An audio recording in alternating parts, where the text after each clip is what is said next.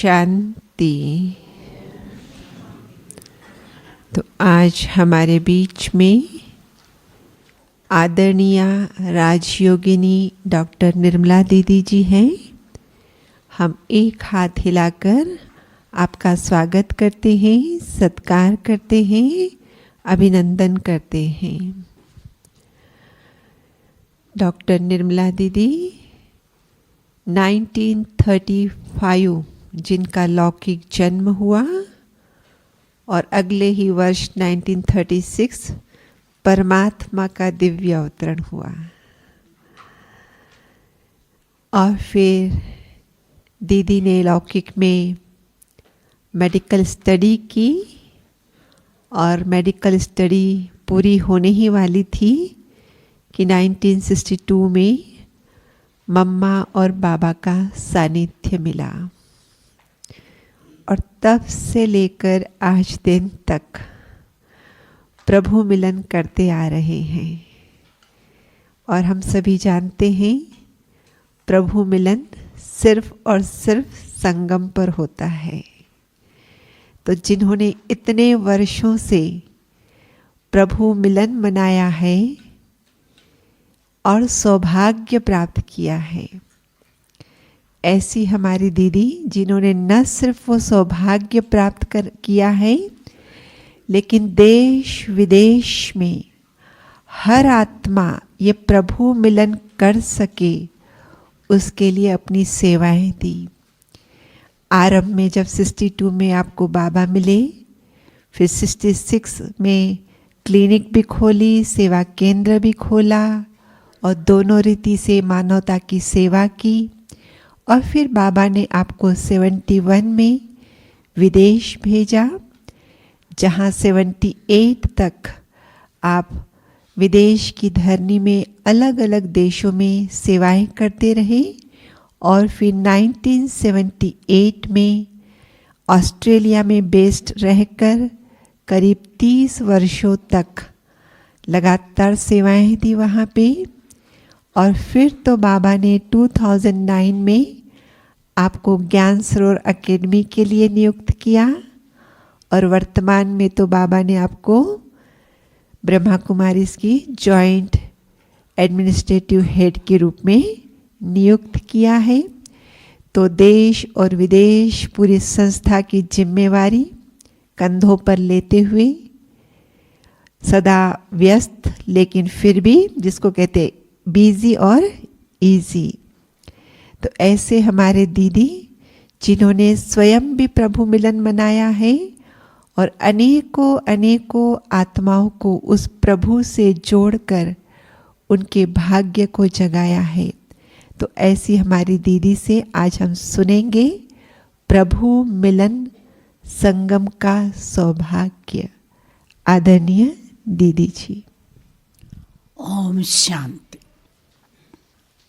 सभी भाग्यशाली तो है ही, क्योंकि बाबा ने हम बच्चों को अपनाया। आधा कल भक्ति करते रहे, धक्के खाए, तीर्थ यात्रा की, तपस्या की,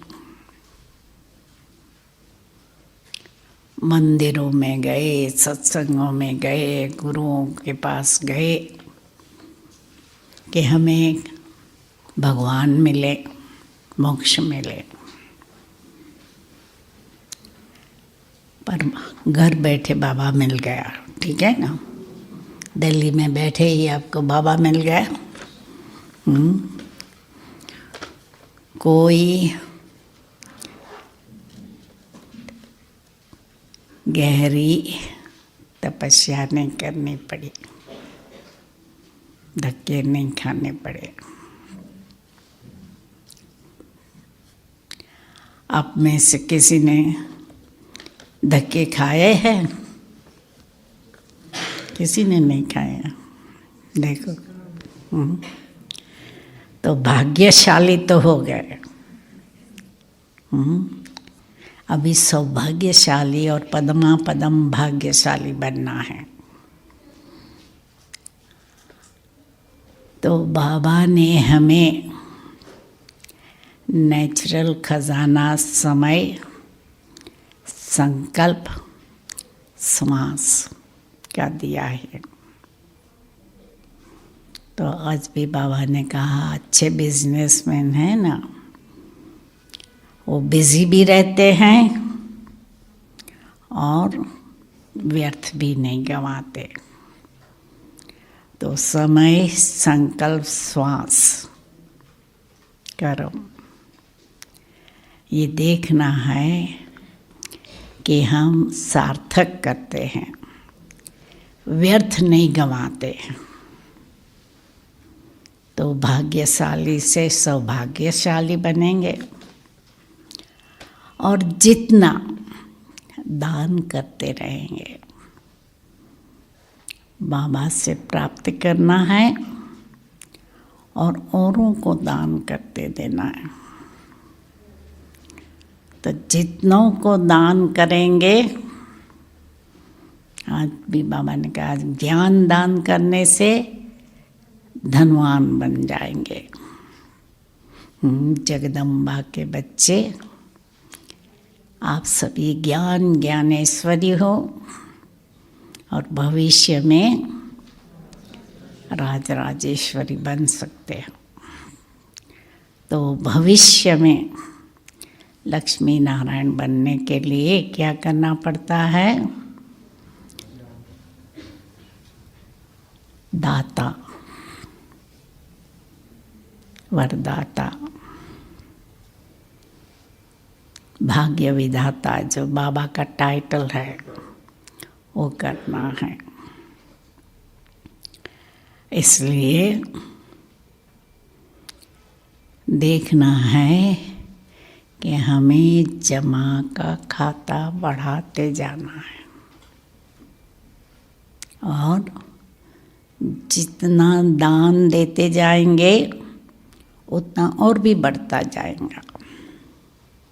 स्थूल धन दान करने से धीरे धीरे बैंक बैलेंस कम होने आएगा, पर ज्ञान दान, खुशी का दान, प्रेम का दान, शांति का दान जितना देते जाएंगे बढ़ता जाएगा।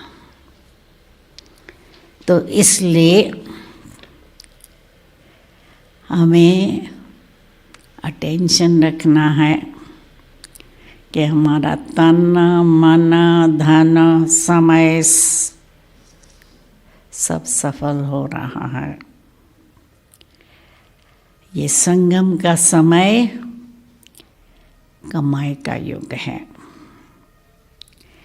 एक जन्म में 21 जन्मों का हम जमा कर सकते हैं और 63 जन्मों का पाप का खाता खत्म करना है। डबल काम करना है, पाप का खाता भी कम करना है और भविष्य के लिए जमा भी करना है।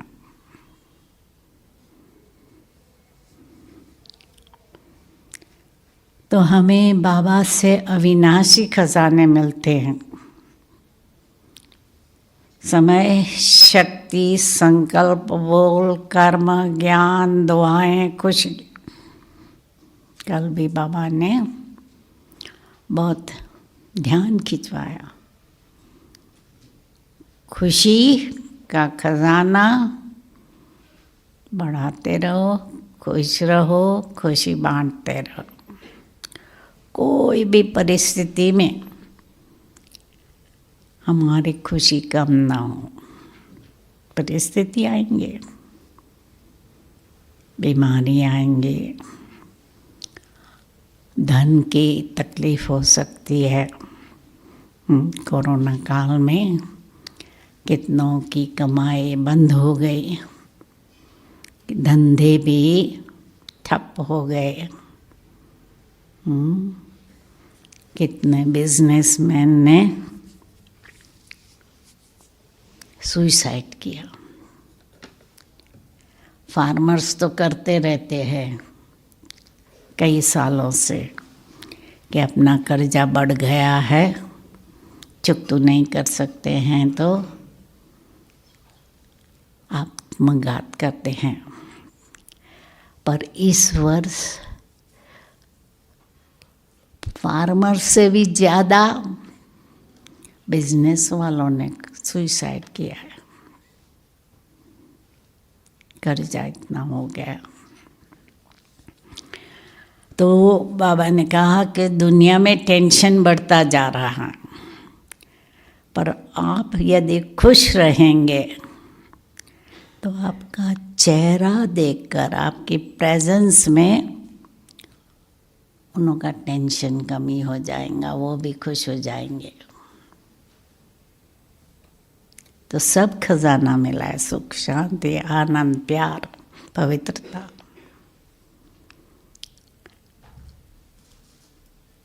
तो दिन प्रतिदिन उसको बढ़ाना है।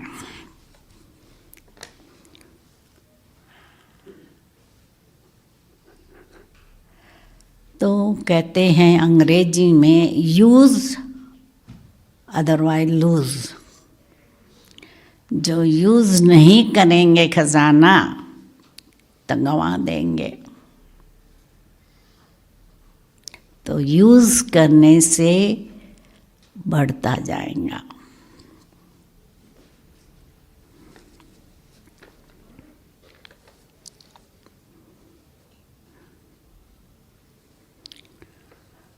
तो इसलिए देखना है कि जो हमारी पहली श्रीमत है या बाबा की आज्ञा है, पवित्र बनो, योगी बनो। योग द्वारा पाप भी विनाश करेंगे तो शक्तियाँ भी जमा करेंगे। और पवित्रता सिर्फ ब्रह्मचर्य नहीं, संपूर्ण निर्विकारी बनना है, उस पर अटेंशन रखना है। तो अपने को चेक करना है। खास पट्टी में आए हो, ये चेक करना हमारे में कौन सा विकार है, उस विकार को यहाँ यज्ञ में स्वाहा करके जाना है। कल भी बाबा ने कहा साथ में नहीं ले जाना, यहाँ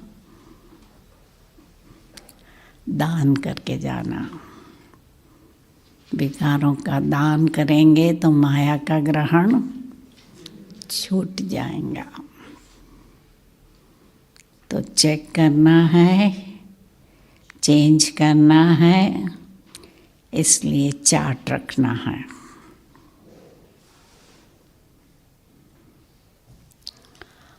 और 3 बिंदी पक्की हो,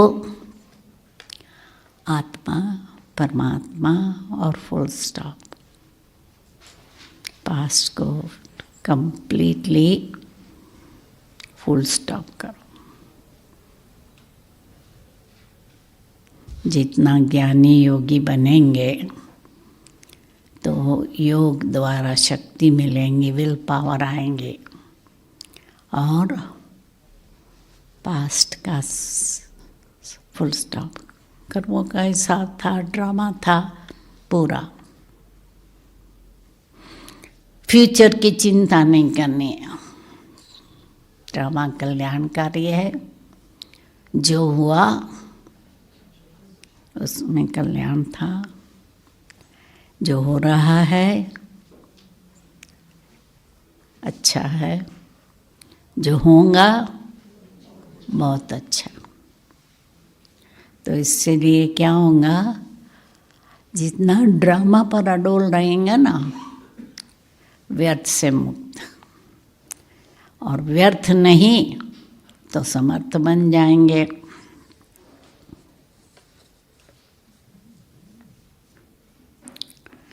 तो योग द्वारा सर्व शक्तियाँ बढ़ानी है, सर्व खजाने बढ़ाने हैं। विशेष परखने की शक्ति, निर्णय की शक्ति।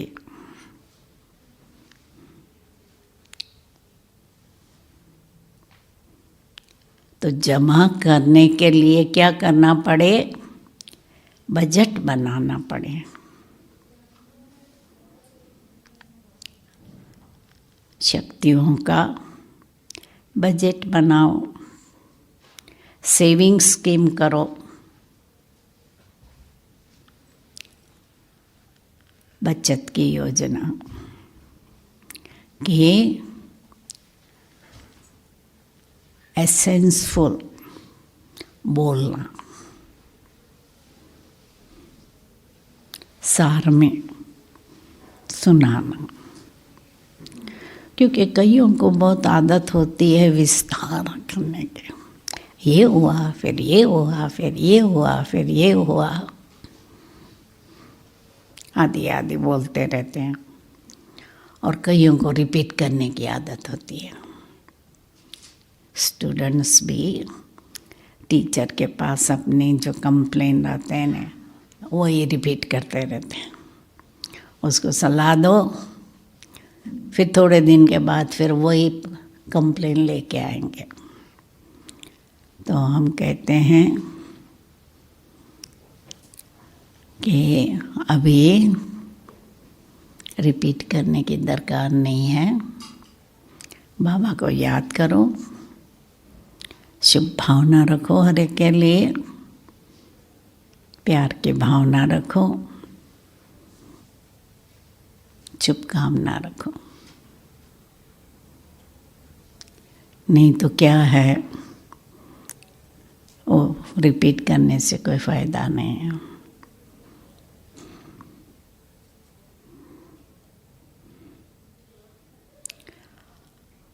और दूसरा, अपने को लाइट रखो।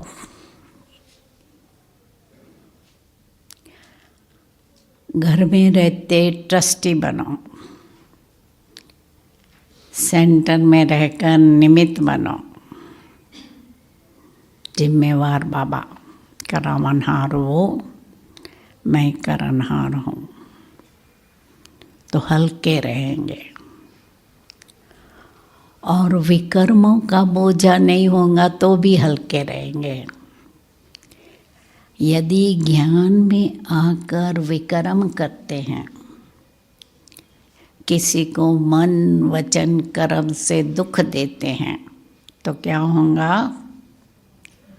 पापों का बोझा बढ़ जाएगा। इसलिए ध्यान रखना है, पापों का बोझा बढ़ाना नहीं है, कम करना है।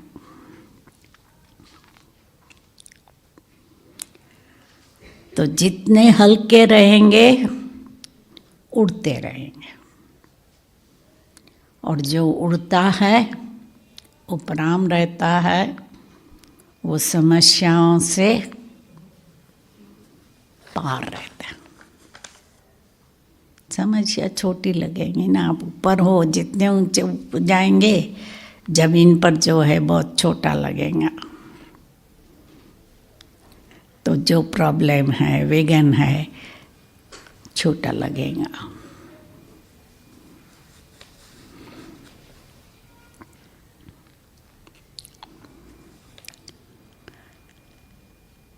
फिर 3 शब्द है, दानी, महादानी, वरदानी। दानी वो है जो अपने पास है ना, उसे 10%, 15%, 20% देते हैं औरों को।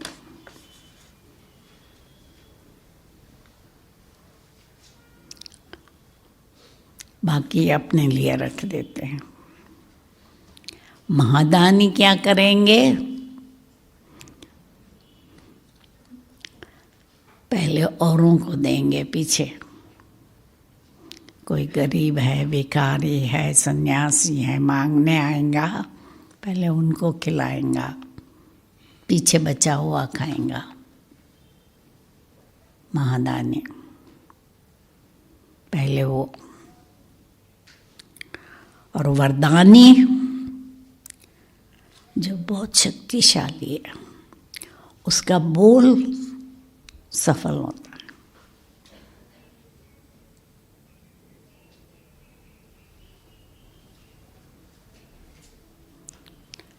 न सिर्फ बाबा वरदानी है, हम भी जितने शक्तिशाली बनेंगे ना, वरदानी बन जाएंगे।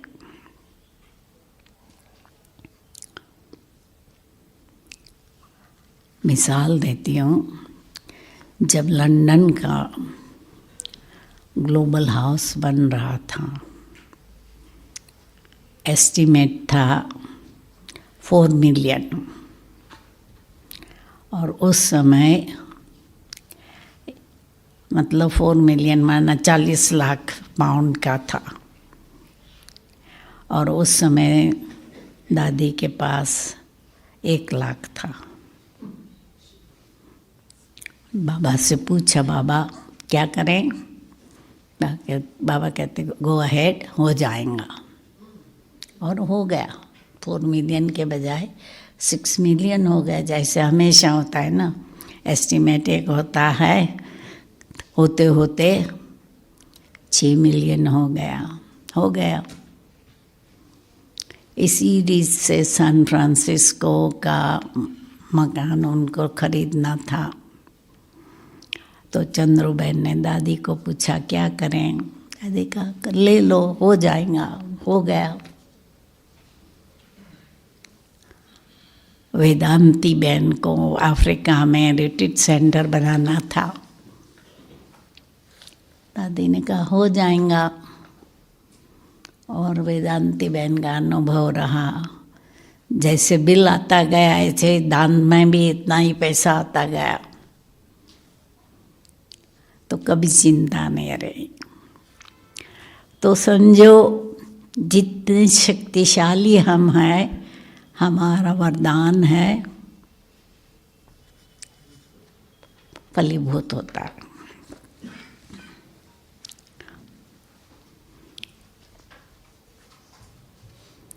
तो जमा करने के लिए नेचुरली तपस्या करनी पड़े, और तपस्या के लिए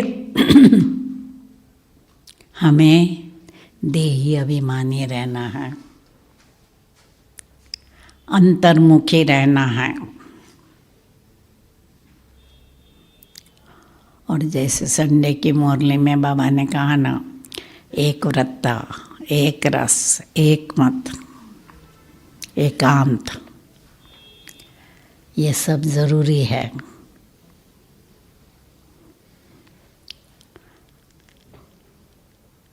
क्या होता है कि कईयों की आदत होती है अपने को बिजी रखने की। काम पूरा हुआ, phone, internet, WhatsApp, social media. तो अभी हमारा उनमें से इंटरेस्ट कम होना चाहिए। कई लोग तो कहेंगे सेवा है ना, व्हाट्सएप में 2-2 घंटा सेवा करते रहते हैं, सबको पॉइंट्स भेजते रहते हैं।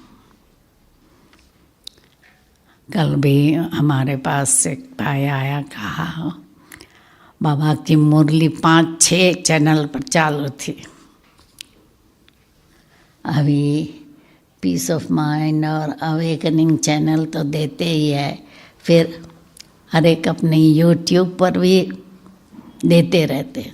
क्या हुआ? वेस्ट ऑफ टाइम और एनर्जी ना। तो इसलिए हमको ये देखना है कि हमें जो कुछ है सफल करना है, और हमारा रजिस्टर क्लीन रहे।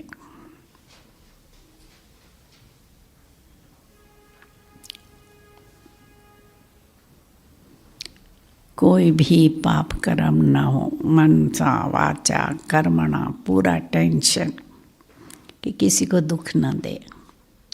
पुराने स्वभाव संस्कार के कारण नहीं, कईयों को गुस्सा आता है या कईयाँ अटट फौरन उसको कट कर देते हैं, तो दुख तो होगा। किसी ने सजेशन दिया, कम से कम सुनो और उनको या नहीं पॉजिटिव नेगेटिव रिजल्ट बताकर समझाकर ना कहो, ऐसे सीधा ना कहो। तो जितना प्रेम से शांति से उनको समझाएंगे तो समझ जाएंगे। तो इसलिए देखना है, किसी को दुख नहीं देना है, याद और सेवा का बैलेंस रखना है। डबल लॉक लगाओ।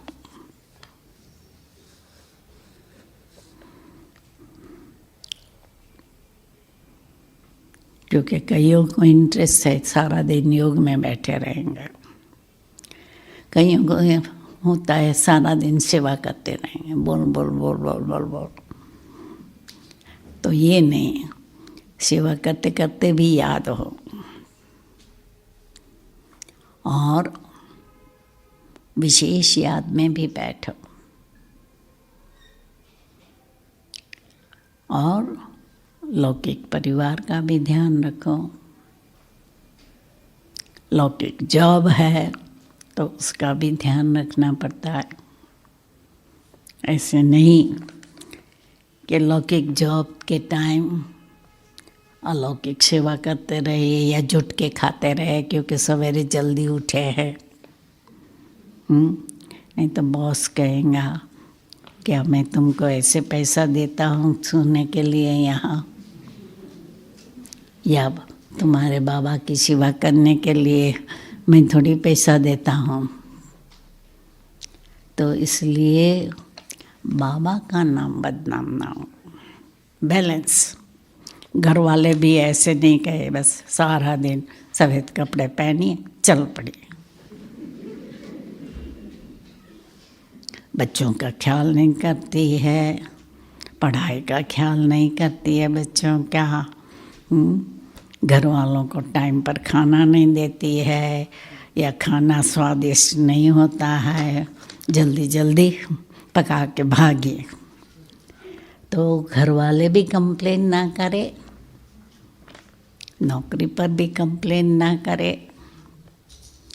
तो बैलेंस रखना है लौकिक अलौकिक का। लौकिक भी सेवा ठीक करो तो अलौकिक भी सेवा ठीक करो, पढ़ाई भी करो।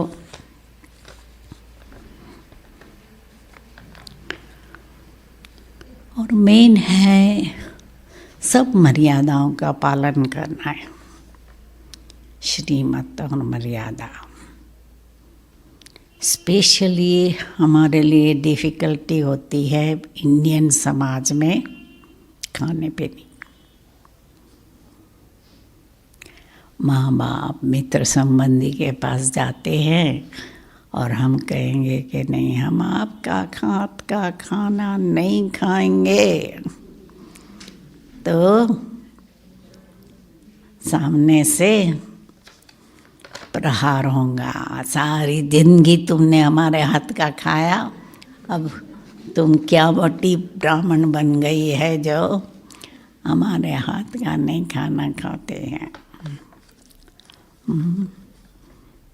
तो वहाँ भी योग युक्त, युक्ति युक्त, राज योग मिठास से प्यार से समझाना है।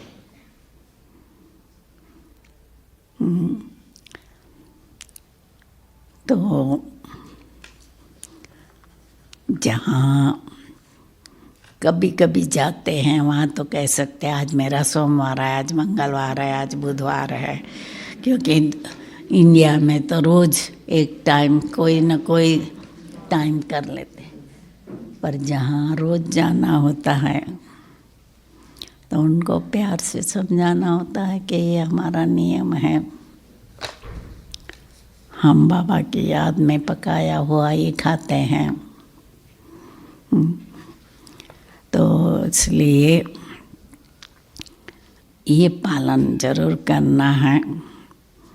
कैसे नहीं, शादी में गए तो खा लिया, विदेश में बहुत अच्छा है, वहाँ पेरेंट्स फोर्स नहीं करते हैं। घर में लड़का भी है ना, वो कहेंगे मैं अपने हाथ से खाना पकाऊंगा, ठीक है चलो। और पार्टियों में भी जाते हैं तो कहेंगे भाई हम फ्रूट खाएंगे। हमारे पास एक बहन थी न्यूजीलैंड में, पार्लियामेंट में काम करती थी एमपी के पास, तो उसको ही पार्टी अरेंज करनी पड़ती थी उसके लिए, बॉस के लिए। तो वो अपने लिए वेजिटेरियन बनाती थी, ऑर्डर देती थी, दूसरों के लिए जो देना था वो देती थी।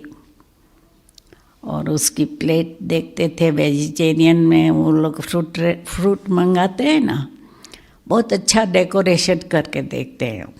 कोई लाल है, कोई लीला है, कोई पीला है, कोई ब्लू है, कोई हरा है, कोई सफ़ेद है, ऐसे बड़ी प्लेट बना कर देते थे। तो बाजू वाले कहते थे तुम्हारी प्लेट तो बहुत अच्छी है। और क्रिसमस की पार्टी होती थी तो वो क्या करती थी, ब्रिंग योर ओन प्लेट होता है वहाँ क्रिसमस पार्टी में, कि हर एक अपनी अपनी प्लेट ले आते हैं, फिर शेयर करते हैं। तो वो सेंटर पर रहती थी उस समय, तो सेंटर में गुजराती माताएं तो बहुत है, मुठिया है, ढोकला है, आदि आदि कुछ न कुछ बना के ले जाती थी। उसकी प्लेट से सब खाते थे, वो किसी की प्लेट से नहीं खाती थी। और जूस पी लेती थी। तो समझो युक्ति से चलते थे। और इतने तक कि उस समय न्यूजीलैंड में डेविड लॉन्गे करके प्राइम मिनिस्टर था, उसको इंडियन खाना बहुत अच्छा लगता था। और दादी प्रकाश मणि आई थी, तो हमने कहा कि दादी मिलने आएंगी, आपके लिए भोजन भी लाएंगी। तो सेंटर से भोजन बनाकर उनको खिलाया, प्यार से उसने खाया। तो क्या है कि युक्ति युक्त चलना होता है।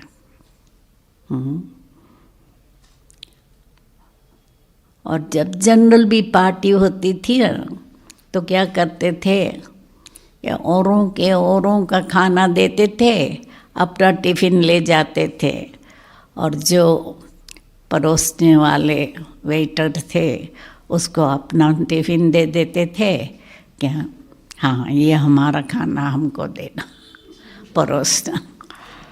तो साथ में बैठकर खा भी लेते थे और अपना खाना। तो समझो युक्ति युक्त कि जहाँ खाना पड़ता है ये कहेंगे हम आके खाना पकाएंगे। विदेश में तो बहुत खुश होते हैं, कोई आकर घर में खाना पका देते हैं, बहुत खुश होते हैं कि अपने के इतना काम कम। कहीं इंडिया में थोड़ा सोचना पड़ता है। हमारा भाग्य बहुत अच्छा था। क्या होता था कि हमने जब ज्ञान में आई तो सेंटर पर रहना शुरू किया, फिर हमने कभी घर से खाना नहीं खाया। घर में जाती थी, फ्रूट ले लेती थी या दूध ले लेती थी या छाछ ले ले या आइसक्रीम बनाया है कुछ ले लेते थे। और उन लोगों को जरा भी माइंड नहीं होता था। मेरे कारण जब मैं विदेश से आती थी तो हमारा एक्सटेंडेड फैमिली को, मतलब चाचा चाची का लड़के लड़कियाँ, उसके पति पत्नी बच्चे, समझो कई बार 40 से 100 जनों को बुलाते थे मेरे पिताजी। वो लोग सब मेरे कारण खाते थे और मैं फल। पर उन्हों को ऐसे नहीं होता था। न मैं उनके घर का खाती थी, न वो ब्रह्मा कुमारियों का, मेरी माँ नहीं खाती थी। क्यों? कि हम लोग मेंसेस में वो पालन नहीं करते, और वो पक्की वैष्णव थी।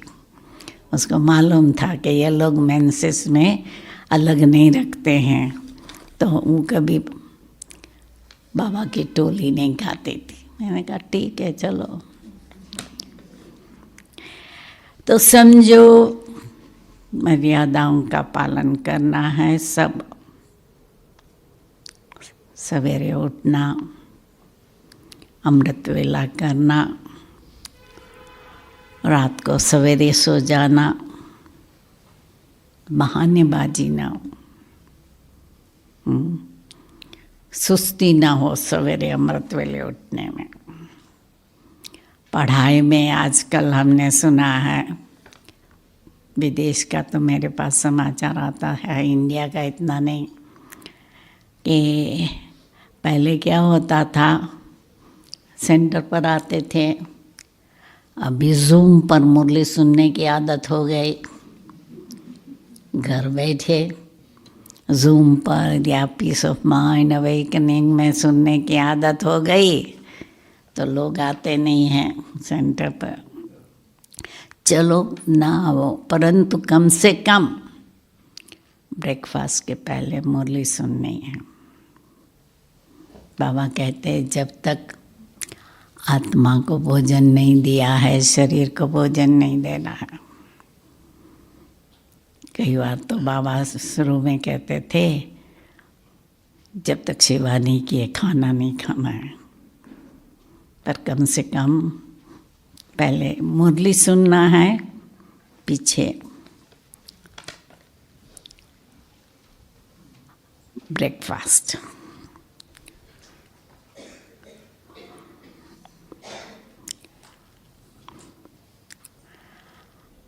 अभी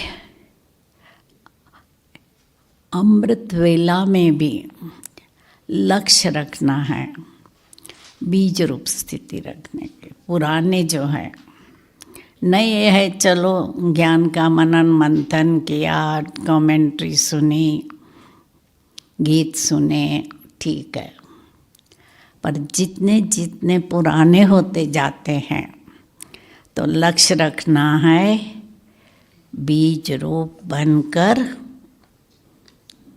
बिंदी बाप को याद करना, याद में लवलीन हो जाना। उससे हमारे पाप कर्म विनाश होंगे और शक्तियों का खजाना जमा कर सकेंगे।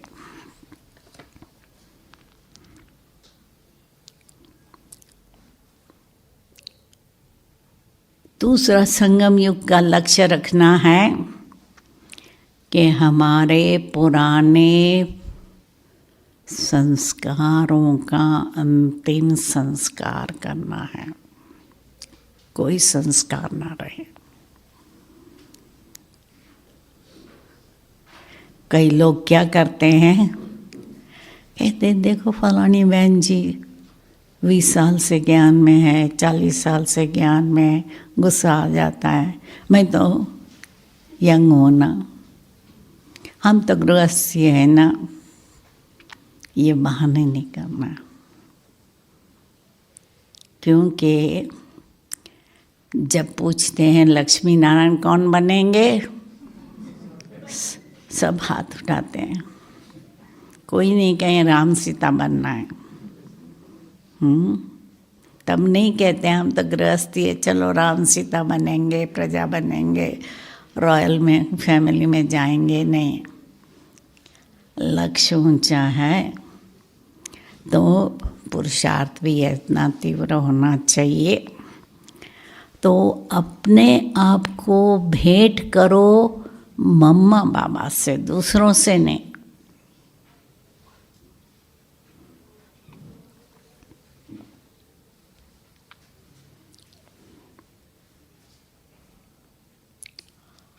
और हमारा टाइम टेबल बनाना है।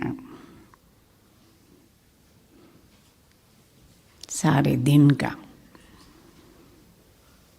किस समय हम योग लगाएंगे, स्पेशली ट्रैफिक कंट्रोल, कर्म योग, अमृत वेला, शाम का योग, भोजन करते समय,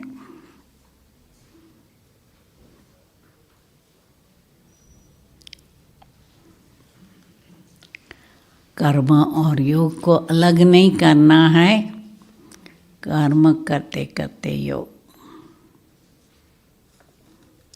और हमने देखा है कई माताएं क्या करती है, खाना भी पकाती है, म्यूज़िक भी चला रहती है, तो बाबा की याद भी रहती है। तो खाना पकाते समय विशेष बाबा के लिए ब्रह्मा भोजन बना रही हूँ, ये याद रहे। नहीं तो माताएं क्या कहेंगे, मेरे लड़के को ये अच्छा लगता है, मेरे पति को ये अच्छा लगता है, मेरे बच्ची को ये अच्छा लगता है। ये नहीं, बाबा के लिए बना रही हूँ। और सवेरे मुरली में पॉइंट नोट कर लो कि आज मुझे इस पॉइंट पर मनन मंथन करना है, धारण करना है। और सेवा के भी जो बाबा मुरली में डायरेक्शन देते हैं, उसी समय यदि अमल में लाएंगे तो विशेष शक्ति मिलेंगे।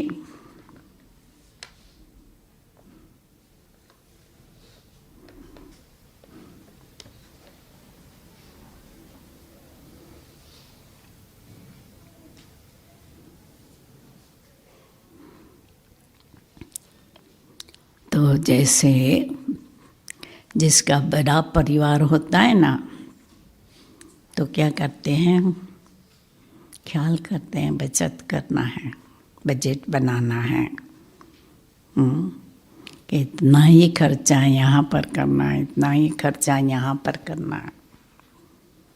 तो हमारा कितना बड़ा परिवार है,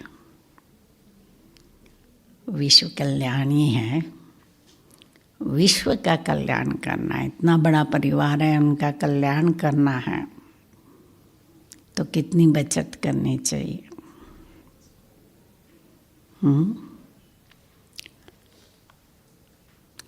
स्पेशली समय संकल्प बोर्ड क्या होता है कि कहेंगे चलो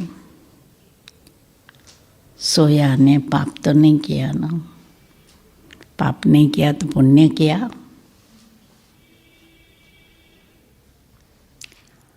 और बोल में भी 1 घंटे का कोर्स होता है, कोई है 1.5 घंटा 2 घंटा बोलते रहते,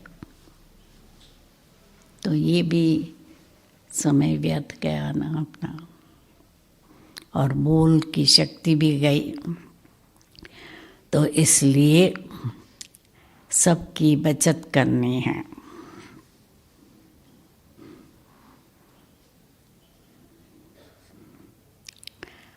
तो जमा का खाता इतना भरपूर हो जो 21 पीढ़ी तक चलता रहे। क्योंकि अभी समय है 21 जन्म के लिए जमा करने का और 63 जन्म का ख़त्म करने का हिसाब किताब। तो अपना कर्म बंधन नहीं बढ़ाना है, लौकिक को अलौकिक बनाकर सेवा करो, जिम्मेवारी निभाओ, परंतु कर्म बंधन नहीं बढ़ाओ। मैं मेरापन न हूँ, मैं होऊंगा अहम आ जाएगा, मेरा मोह हो जाएगा। ये दुख को तो जरूर छोड़ना पड़े। त्याग जितना होगा उतनी तपस्या पावरफुल, और जितना वैराग्य होगा त्याग सहज होगा। तो पुरानी दुनिया से वैराग्य हो, स्पेशली खान पान, क्योंकि बाबा ब्रह्मचर्य का कहते हैं वो तो ठीक है, पर बाबा ने कभी खान पान का मना नहीं किया। तो इसलिए क्या होता है, चलो बहुत दिन हुआ पानी पूरी नहीं खाई है, भेलपुरी नहीं खाई है, पकौड़े नहीं खाए हैं, तो ऐसे सोचते हैं कि ये खाना चाहिए, बनाना चाहिए। इच्छा मात्र में विद्या हो, कर्म इंद्रियों पर कंट्रोल हो। ऐसे नहीं कि अच्छा खाना बना तो डबल खा लिया, अपने टेस्ट का नहीं बना तो कहेंगे आज भूख नहीं है, ये नहीं। तो खान पान, घूमना फिरना, लंदन तो जाना चाहिए, अमेरिका तो जाना चाहिए, कश्मीर तो जाना चाहिए, भारत में ही है। बाबा कहते हैं सोमनाथ की बात करते हैं, सोमनाथ जाना चाहिए, काशी विश्वनाथ, जो बाबा के मुरली में आते हैं समझते हैं, वहाँ तो जाना चाहिए। ये घूमना फिरना, आजकल तो क्या करते हैं, विंग्स के भी कॉन्फ्रेंस वगैरह रखते हैं ना, नए नए स्थान पर, कि नया स्थान पर घूम के भी आएंगे और कॉन्फ्रेंस मीटिंग सब कुछ करके भी आएंगे। मतलब शौक ना हो, इच्छा ना हो।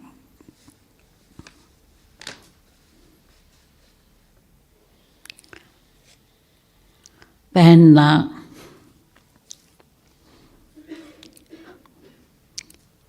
क्योंकि क्लास में तो सफ़ेद कपड़े पहनते हैं, परंतु बाहर तो रंगीन कपड़े पहनते हैं। तो जिनको शौक़ है देखते रहेंगे कौन सी लेटेस्ट फैशन है, कौन सा लेटेस्ट कलर है, और फंक्शन में जाना है तो बाल भी ठीक करने पड़े। तो इसलिए ब्यूटी सैलून में जाएंगे, हेयर ड्रेसर के पास जाएंगे। तो ये क्या है कि थोड़ा वर्ल्डली शौक रहता है, ये ना हो। घर श्रृंगारना है, अच्छा फर्नीचर हो, फर्स्ट क्लास। बाबा कहते हैं इकोनॉमी करो, खर्च में भी इकोनॉमी करो। तो ब्रह्मा बाबा भी इकोनॉमी और उदारता के बैलेंस थे। कभी भी हम फल खरीद करके आते थे, पूछते थे क्या दान दिया, और बाबा को मालूम होता था कि कौन से क्लास का फल है और कौन सी प्राइस होनी चाहिए।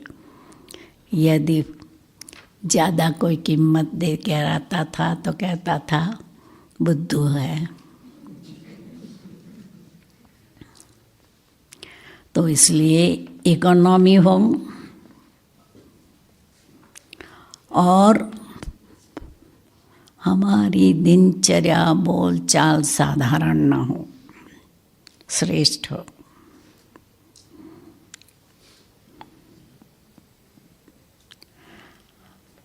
हमारा लक्ष्य होना चाहिए ना उम्मीदवार को उम्मीदवार बनाना, हिम्मतहीन को हिम्मतवान बनाना, और औरों को खुशी उमंग उत्साह में लाना।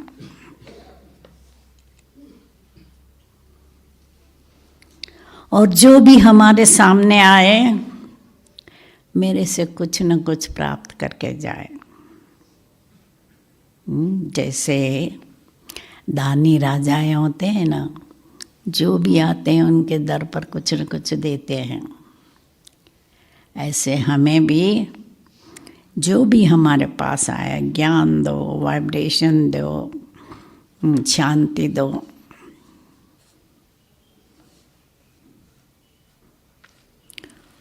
और हमें सहनशील बनना है, तो गुस्सा नहीं आएगा। नहीं तो बाबा कहते हैं ना, काम माँ शत्रु है, क्रोध भी दूसरा नंबर का शत्रु है। काम शत्रु जीत लेते हैं हम, पर क्रोध आ जाता है। एक बार कहा चलो हमने सहन किया, 2 बार कहा सहन किया, अब सहन नहीं होता, तो तीसरे बार खूब झाड़ देते हैं। तो ये देखना है कि हमें सहनशील बनकर, स्नेही बनकर, धीरज धर के औरों को परिवर्तन करने का चांस देना। क्योंकि हम गुस्सा करेंगे तो पहले तो नुकसान हमको ही होगा ना। गुस्सा आता है तो क्या होगा? नींद नहीं आएंगे, खाना अच्छा नहीं लगेगा, और अंदर से तपत होंगे, और विकार भी हुआ, संबंध बिगाड़ दिया। तो इसलिए कोई भी विकार का अंश मात्र ना रहे, क्योंकि अंश होगा तो वंश बढ़ेगा।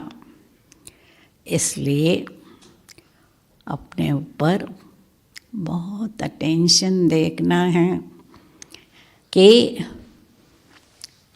पाप कर्म न हो, पुण्य कर्म ही करते रहें। क्योंकि बाबा कहते पाप नहीं किया पर पुण्य का काम किया, कितनों को सुख दिया, उसका भी चार्ट रखो। तो इसलिए संगम युग है भाग्य बनाने का, भाग्य बनाने का और पुराना खाता पूरा करने का। ओम शांति। 2 मिनट बाबा की याद में बैठे। बहुत गई थोड़ी रही, ऐसे कहते हैं ना दुनिया में। तो संगम की बहुत घड़ियां तो निकल चुकी है, थोड़ी ही रह गई है, और इस थोड़ी घड़ियों में प्रभु मिलन के महत्व को हम सब ने समझा होगा कि कितना महत्व है प्रभु मिलन का। फिर ये चांस हाथ नहीं आएगा। तो दीदी